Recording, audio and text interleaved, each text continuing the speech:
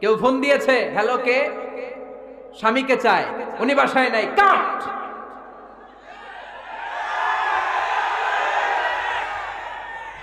কারে চান? আপনার হাজবেন্ডের, নাই, কাট, শেষ করে দিবেন। মিষ্টি মিষ্টি আসসালামু আলাইকুম, আসসালামু আলাইকুম বলা যাবে নাকি? খবরদার, খবরদার।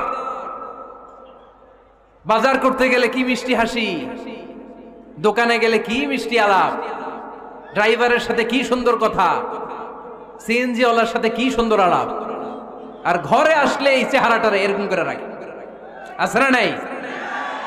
ঘরে আসলেই স্বামীর সাথে খিটখিটে মেজাজ, না উল্টো করে ফেলছেন আপনি।